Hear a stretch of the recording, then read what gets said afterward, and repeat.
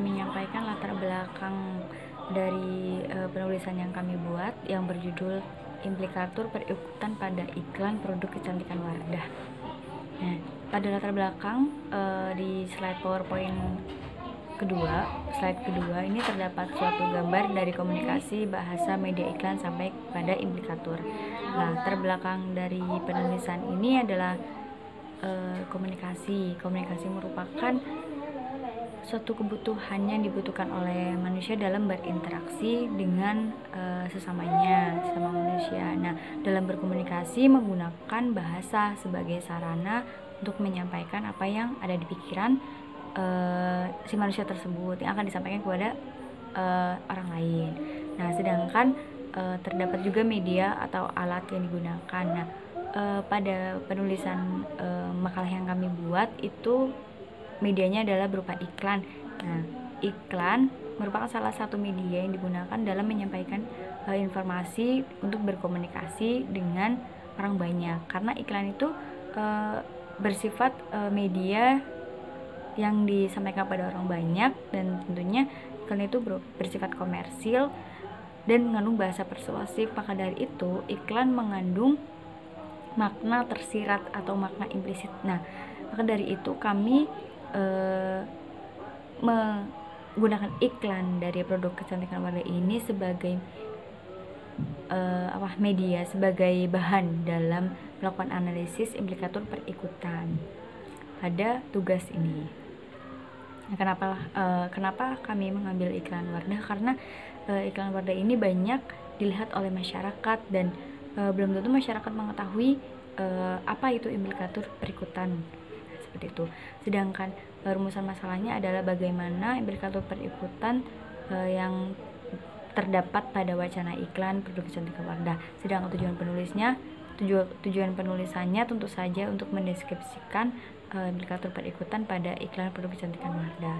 Sedangkan tujuan penulisan terbagi menjadi dua, secara teoritis dan secara praktis. Secara teoritis memberikan sumbangsi mengenai pembahasan implikatur perikutan khususnya pada iklan. Sedangkan secara praktis kepada pembaca memberikan pengetahuan mengenai analisis implikatur perikutan, sedangkan kepada pembuat iklan memberikan masukan dan motivasi agar membuat iklan lebih baik lagi, terutama pada segi bahasanya. Nah, selanjutnya akan dijelaskan oleh teman saya. Terima kasih. Masih semangat kan teman-teman? Nah, di bab 2 ini kita akan bahas tentang kajian pustaka dan landasan teori. Yang pertama kita akan bahas kajian pustaka. Nah, perikutan merupakan bidang yang diteliti oleh pakar bahasa yang mengkaji dan membahas tentang fenomena bahasa. Nah, beberapa hasil penelitian terdahulu berhubungan dengan topik seperti ini sehingga dijadikan sebagai kajian pustaka oleh peneliti. Yang pertama adalah Yuliana pada tahun 2011 di dalam skripsinya yang berjudul Analisis Pragmatik dalam Kartun Editorial Kabar Bangwan pada program Berita TV One. Relevansi penelitian Yuliana dengan penelitian ini ada pada bidang kajian yang sama, yaitu mengkaji pragmatik, sedangkan perbedaannya terletak pada objek yang akan dianalisis. Di Yuliana mengkaji tentang kartun editorial Kabar Bangwan pada program TV One, sedangkan penelitian ini mengkaji tentang iklan pada produk Wardah. Nah, yang kedua adalah Sari dalam jurnalnya yang berjudul Peranggapan antar penutur dengan penutur dalam drama Nihonjin no Shiranai ni Nihongo. Nah, penelitian ini bertujuan untuk mengungkapkan bahwa masalah komunikasi dapat terjadi karena perbedaan peranggapan penutur dalam menginput atau mengaplikasikan pilihan bahasa tertentu dengan informasi yang diperanggapkan oleh penuturnya. Nah, yang ketiga adalah dari Siti pada tahun 2015 di dalam jurnalnya yang berjudul Peranggapan dan Perikutan dalam Wacana Iklan di Katalog Kecantikan Oriflame edisi Januari 2014.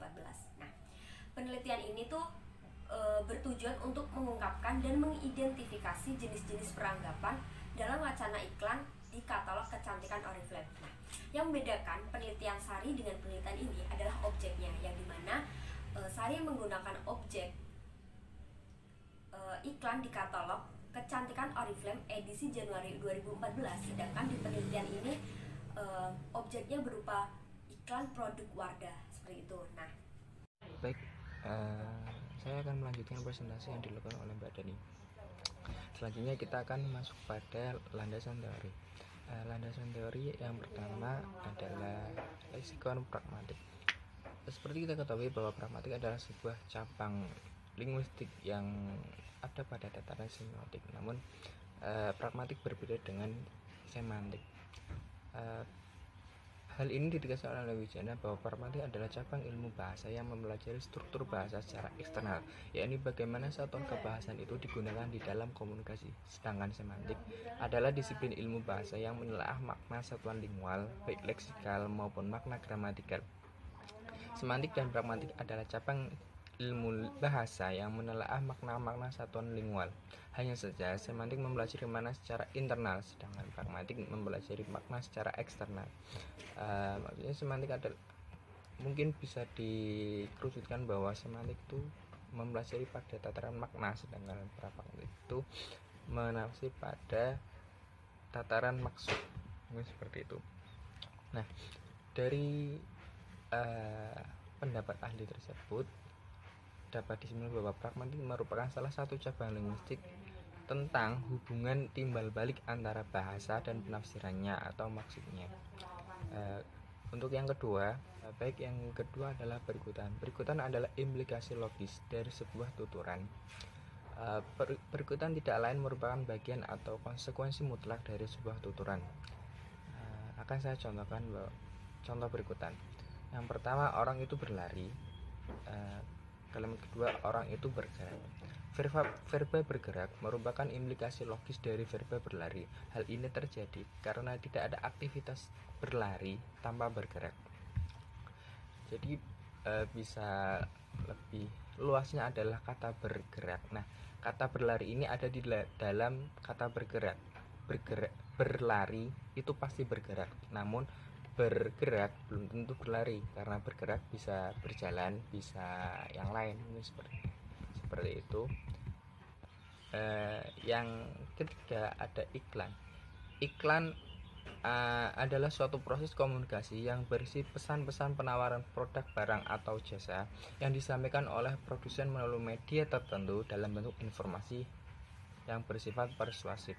Maksudnya adalah yang bersifat mengajak kita sebagai konsumen untuk menggunakan jasa tersebut. Kemudian fungsi iklan ada beberapa. Yang pertama adalah fungsi pemasaran. Seperti kita ketahui bahwa iklan memiliki fungsi pemasaran atas suatu barang ataupun produk. Kemudian yang kedua ada fungsi komunikasi, yang ketiga fungsi pendidikan, yang keempat ada fungsi ekonomi, dan yang kelima ada fungsi sosial. Kemudian dari fungsi-fungsi itu, yang pertama ada fungsi pemasaran. Fungsi pemasaran adalah fungsi untuk memenuhi permintaan para pemakai ataupun pembeli atau konsumen terhadap barang-barang ataupun jasa serta gagasan yang diperlukannya. Yang kedua fungsi komunikasi. Fungsi komunikasi di sini untuk memberikan penerangan dan informasi tentang suatu barang atau jasa yang lebih diketahui oleh satu pihak dan dijual kepada pihak yang lain agar mengetahuinya. Yang ketiga fungsi pendidikan. Iklan berperan dalam pembentukan sikap setiap orang yang dapat meningkatkan aspek kognisinya, kemudian aspek afeksinya dan aspek psikomotor, dan memberikan pilihan yang bebas dari khalayak untuk mengambil keputusan. Yang keempat ada fungsi ekonomis. Iklan sebagai fungsi ekonomi merupakan suatu hal yang dapat menginspirasi seorang semakin tahu tentang suatu produk tertentu untuk sebagai bentuk pelayanan jasa maupun kebutuhan, serta memperluas ide-ide yang mendatangkan keuntungan finansial. Yang terakhir ada fungsi sosial. Iklan sebagai fungsi sosial, maksudnya iklan juga dapat membantu menggerakkan suatu perubahan standar hidup serta mengubah pandangan orang tentang suatu peristiwa. Kemudian jenis-jenis iklan. Jenis iklan di sini kami temukan ada dua, yaitu pertama jenis iklan standar, yang kedua iklan layanan masyarakat. Iklan standar adalah iklan-iklan yang mana itu bertujuan sebagai persuasif yang nantinya akan mendatangkan profit kepada pengiklan. Untuk yang kedua adalah iklan layanan masyarakat.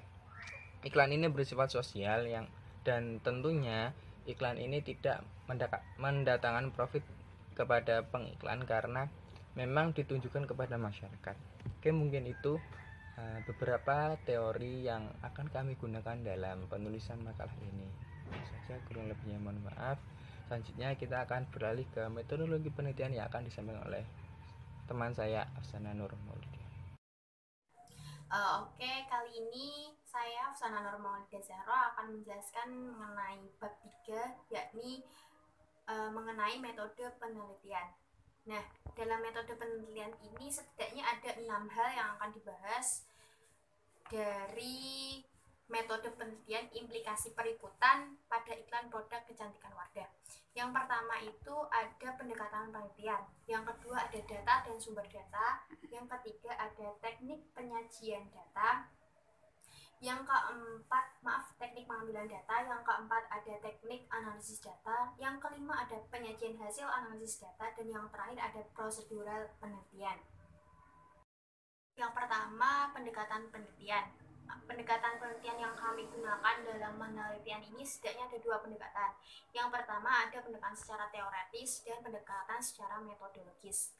Pendekatan secara teoretis yang kami gunakan dalam penelitian ini adalah pendekatan pragmatis. Artinya, peneliti sebagai penganalisis mempertimbangkan tuturan di dalam iklan yang diduga memiliki perikutan. Dengan demikian, peneliti menggunakan sudut pandang pragmatis dalam melakukan penelitian ini. Sementara itu, pendekatan metodologis yang digunakan dalam penelitian ini adalah pendekatan deskriptif kualitatif. Mengapa? Karena umumnya dilakukan dengan tujuan utama, yakni menggambarkan secara sistematis fakta dan karakteristik objek atau subjek yang diteliti secara tepat. Dikatakan sebagai pendekatan deskriptif kualitatif karena sesuai dengan cirinya, yakni adanya penerapan pembahasan penelitian yang berisi penggalan-penggalan data untuk memberi gambaran penyajian hasil analisis penelitian tersebut. Dan data yang dikumpulkan ini berupa kata-kata, gambar, dan bukan angka-angka. Oke, yang kedua ada data dan sumber data. Menurut Sudaryanto, mendefinisikan bahwa data tidaklah sama dengan objek penelitian. Data dapat diidentifikasi atau diartikan sebagai bahan penelitian, bukan sebagai objek penelitian. Perlu dicatat, dan sebagai bahan pun bukanlah bahan yang mentah, melainkan bahan yang sudah jadi. Artinya, dia ada berkat pemilihan dan pemilahan aneka berbagai macam tuturan. Dengan demikian, menurut Sudaryanto pula, bahwa data sebagai bahan penelitian menduduki hierarki di atas objek penelitian. Jadi beda ya teman-teman. Nah, data dalam penelitian ini adalah tuturan iklan yang diduga mengandung perikutan. Data tersebut diperoleh dari beberapa tuturan wacana iklan di website Tokopedia dengan jenis produk kecantikan Wardah. Selain itu, sumber data dalam penelitian ini adalah iklan di website Tokopedia dengan jenis produk kecantikan Wardah. Dalam kurun waktu tersebut, peneliti mengambil beberapa tuturan iklan untuk diteliti karena data dirasa tersebut sudah mencukupi dan bervariasi. Oke, yang ketiga ada teknik pengambilan data. Dalam pengambilan data penelitian kali ini kami menggunakan 2 teknik, yakni teknik dokumentasi dan teknik data. Nah, pendokumentasian yang dimaksud dalam penelitian ini adalah mengambil tuturan iklan di website Tokopedia dengan jenis produk kecantikan Wardah lalu diklasifikasikan menurut jenisnya, yakni jenis perikutan. Nah, sedangkan teknik catat adalah teknik menjaring data dengan mencatat hasil penyimakan data. Nah, langkah-langkah pengambilan data dengan menggunakan teknik dokumentasi dalam penelitian ini setidaknya ada 2 langkah. Yang pertama ada mengumpulkan iklan. Setelah itu memotong beberapa iklan yang berada dalam kolom-kolom website Tokopedia dengan klasifikasi jenis produk Wardah lalu mengumpulkannya menjadi satu. Yang kedua adalah mempersiapkan alat yang dibutuhkan. Dalam langkah ini alat yang dibutuhkan berupa alat tulis seperti yang pertama ada kartu data, penghapus maupun pensil. Nah, langkah-langkah pengambilan data dengan mengumpulkan teknik catat dalam penelitian ini adalah dilakukan dengan mengidentifikasi dan mencatat data-data pada kartu data yang mengandung jenis perikutan. Ini merupakan langkah terpenting karena di sini kita bisa setidaknya melihat ini merupakan jenis iklan perikutan. Di dalam kartu data ini setidaknya ada hal-hal penting yang harus kita cantumkan. Yang pertama ada nomor data, yang kedua jenis perikutan itu sendiri ada tersirat maupun tersurat, iklan dengan segala deskripsinya, konteks yang dibangun dalam iklan, tuturan, dan jangan lupa analisis perikutan. Oke, yang selanjutnya yang keempat ada teknik analisis data. Ketika kita sudah melakukan teknik pengumpulan data, selanjutnya adalah menganalisis data tersebut. Nah, dalam penelitian ini kami menganalisis dengan analisis pragmatis sesuai dengan metodologi pendekatan yang sudah saya sampaikan sebelumnya, bahwa analisis pragmatis yaitu menganalisis bahasa berdasarkan sudut pandang pragmatis yang bertujuan untuk menemukan maksud tuturan baik yang diekspresikan secara tersurat maupun diungkapkan secara tersirat. Analisis yang digunakan dalam penelitian ini berupaya mengidentifikasi jenis perikutan yang terkandung di dalam objek penelitian kami. Nah, langkah-langkahnya yang pertama menganalisis data perikutan tersebut. Dalam langkah ini, setelah mengetahui jenis-jenis perikutan dalam iklan di website Tokopedia dengan jenis produk kecantikan warga, kemudian dianalisis lagi dengan berdasarkan perikutan dari iklan tersebut. Nah, ini ada perikutan secara tersirat maupun secara tersurat. Oke, setelah kami menganalisis data, selanjutnya penyajian hasil analisis data tersebut. Nah, penyajian dari hasil analisis data merupakan tahap yang dilakukan sesudah penganalisan tadi selesai. Dalam pelaksanaannya, hasil analisis data itu dapat disajikan secara informal. Penelitian perikutan ini kami rasa lebih cocok jika menggunakan penyajian hasil analisis secara informal. Mengapa? Karena dengan menggunakan metode informal, penjelasan tentang kaidah menjadi lebih rinci dan terurai. Maka dari itu, rumusan yang tersaji relatif panjang. Nah, dengan harapan metode informal ini digunakan untuk mendeskripsikan atau mengidentifikasi hal-hal yang berkaitan dengan masalah dan tujuan penelitian. Seperti itu. Mengapa informal? Karena kami merasa ketika disampaikan secara informal tadi banyak data yang lebih terurai dan banyak pemahaman yang akan masuk ke dalam pemikiran para pembaca. Seperti itu. Yang terakhir ada prosedur penelitian. Adapun langkah-langkah yang digunakan dalam prosedur penelitian kami setidaknya ada 5 langkah. Yang pertama ada mengumpulkan iklan di website Tokopedia dengan jenis produk warga. Nah, ketika sudah dikumpulkan, yang kedua yang dilakukan adalah memotong. Dalam artian kita bisa men-screenshot iklan yang berada di kolom website Tokopedia, tetapi dengan jenis produk kecantikan warga saja, karena sesuai dengan kebutuhan. Setelah itu kita kumpulkan. Yang ketiga melakukan pendokumentasian gambar dan tuturan yang dianggap mengandung perikutan. Setelah itu dianalisis data sehingga dapat disimpulkan yang terakhir ini dari keseluruhan analisis apakah terjadi perikutan atau tidak. Ya, mungkin langsung saja saya akan menjelaskan terkait dengan apa yang akan kita bahas pada kesempatan kali ini, yaitu pembahasan terkait dengan perikutan pada produk iklan produk Wardah begitu ya, produk kosmetik dan lain sebagainya, alat kecantikan untuk wanita begitu ya. Ya, langsung saja mungkin untuk yang pertama saya akan menyebutkan produk, kemudian nanti sedikit penjelasan, kemudian menjelaskan terkait dengan perikutan yang ada dalam produk tersebut begitu ya. Nah, produk yang pertama adalah Wardah Perfect Bright Tune Up Micellar Water. Dalam penjelasan produk ini dijelaskan bahwa untuk memiliki kulit yang sehat dan terhindari dari kuman dan bakteri, membersihkan wajah setelah seharian beraktivitas harus dijadikan kebiasaan. Nah, di sini dijelaskan pula bahwasanya produk ini atau produk wadah perfect ini bisa dilakukan untuk membersihkan wajah, kemudian memberikan sensasi segar serta membuat kulit wajah menjadi lebih cerah ya. Nah, jadi konteks dalam produk ini adalah produk perawatan kulit wajah begitu ya. Kemudian apa sih analisis perikutan yang mungkin ada pada produk tersebut?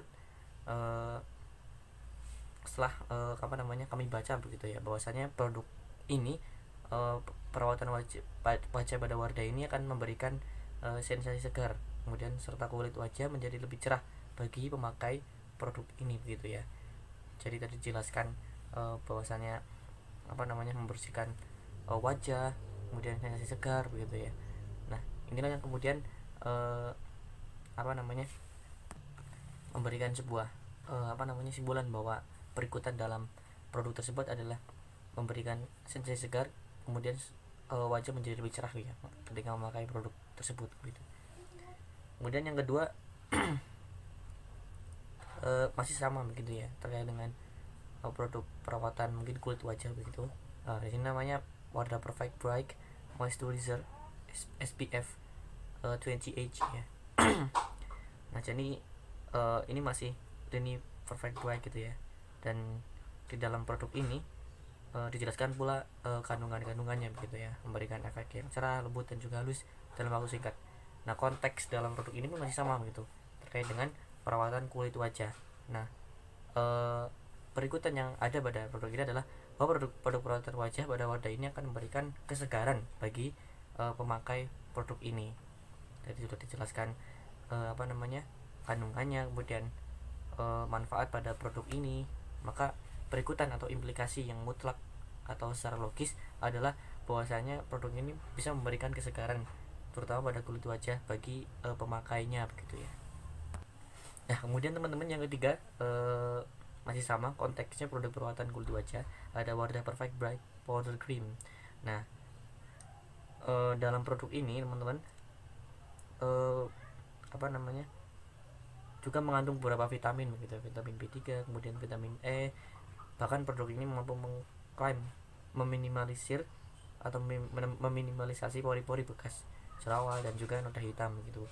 Nah, konteksnya masih sama. Kemudian analisis berikutnya yang ada dalam produk ini adalah bahwa produk perawatan wajah pada Wardah ini akan memberikan pencerahan atau kulit wajah kita menjadi lebih cerah ketika kita memakai produk ini begitu ya. Ya mungkin itu analisis berikutan begitu, karena bersifat implikasi dan berikutan mutlak ya dari kalimat yang sudah dijelaskan tadi. Kemudian yang selanjutnya ada Wardah Perfect Bright Tone Up Cream. Nah, ini konteksnya masih sama juga, perawatan kulit wajah. Nah, di sini dijelaskan bahwa saatnya produk ini begitu ya, dengan beberapa fitur-fitur ataupun sesuatu yang ada pada produk ini nantinya memiliki beberapa kandungan dan berfungsi untuk mencerahkan kulit wajah. Nah, analisis berikutnya bahwa produk perawatan wajah pada Wardah ini akan memberikan masih sama begitu ya, terkait dengan pencerahan pada produk ini begitu. Nah, kemudian yang keempat ada Wardah Perfect Bright Peel of Mask. Nah, jadi dalam produk ini konteksnya juga masih sama, perawatan kulit wajah. Kemudian di situ ada ada redaksi bahwa bisa mengangkat semua kotoran ya yang tertinggal pada pori-pori serta lapisan kulit mati dan menjadikan kulit wajah lebih halus. Nah, berikutannya nantinya produk ini akan memberikan rasa halus, lembut serta memberikan kulit wajah bagi mencerahkan kulit wajah si pemakai produknya. Ada yang selanjutnya begitu ya. Yang selanjutnya ada Wardah Nature Daily Sheet Mask. Nah, ini juga sama, konteksnya masih produk perawatan kulit wajah, dan pada produk ini begitu ya. Di situ jelaskan bahwasanya mengandung apa namanya bahan-bahan yang istilahnya halal begitu ya, istilahnya aman untuk dipakai. Dan mungkin bagi apa namanya bagi kaum yang muslimah begitu ya, yang beragama Islam, mungkin istilahnya ketika memakai ini bisa aman begitu karena terhindar dari bahan-bahan yang mungkin sifatnya masih belum jelas gitu ya.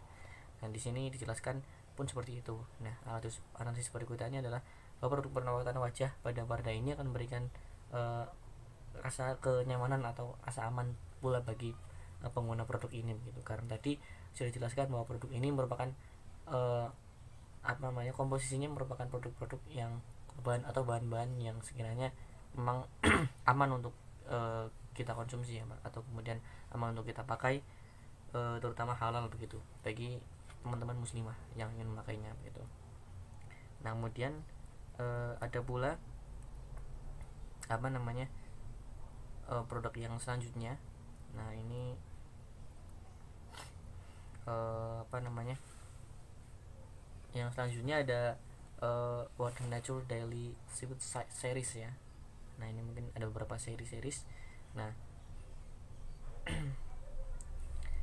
nah di sini dijelaskan bahwasanya selain dapat dikonsumsi dan diolah menjadi berbagai jenis menu makanan, rumput laut ternyata punya banyak manfaat yang menjadikannya sering digunakan pada bahan-bahan kosmetik ya, atau kecantikan pada kaum wanita begitu. Nah, di sini pun seperti itu begitu. Rumput laut dijadikan sebagai kosmetik pada produk ini begitu. Nah, konteksnya masih sama, perawatan kulit. Nah, produk ini nantinya begitu ya, pada analisis berikutnya akan memberikan kesan berkesan intinya bagi apa namanya ya, karena pada produk ini apa namanya tadi ya dibuat dari mungkin bahan-bahan seperti rumput laut dan lain sebagainya begitu. Banyak berkesan bagi si pengguna begitu. Nah, kemudian teman-teman semua, kita lanjut ke yang selanjutnya, masih sama produknya, konteksnya produk perawatan kulit. Nah, di sini ada Wardah Shoot Balancing Facial Mask. Itu susah bacanya. Nah, ini di sini jelaskan bahwa produk ini memiliki beberapa kandungan, yaitu seperti vitamin E, kemudian berkhasiat untuk menutrisi atau melembabkan, menghaluskan dan juga mengencangkan kulit gitu ya. Nah, analisis berikutnya pada produk ini adalah bahwasanya produk ini akan memberikan kesehatan kulit begitu ya bagi si pemakai produk tersebut. Nah, kemudian yang selanjutnya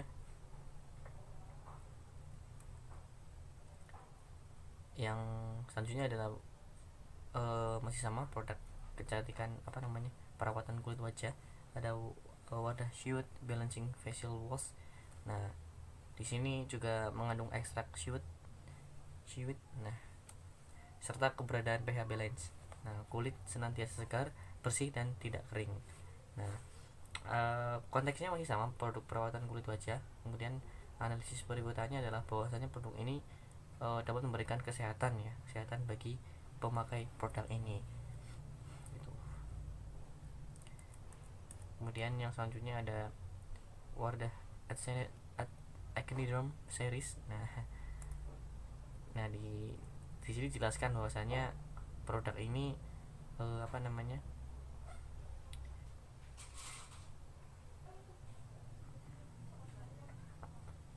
juga memiliki beberapa nilai yang plus gitu ya terkait dengan kandungannya. Dan di sini juga bermanfaat untuk apa namanya pada apa ya, ini kalau kita mendengar kata acnidome gitu kan berarti berhubungan dengan jerawat ya. Nah, produk ini juga apa namanya fungsinya lebih ke situ ya, terkait dengan bagaimana kita produk ini bisa berpengaruh kepada mungkin jerawat atau mengangkat sel kulit mati yang ada pada wajah, terutama kaum perempuan atau wanita gitu ya. Nah, yang pertama ada Wardah Actiderm Pure Foaming Cleanser. Nah, ini memberikan kesehatan bagi pemakai produk ini gitu ya untuk berikutannya begitu. Nah, selanjutnya ada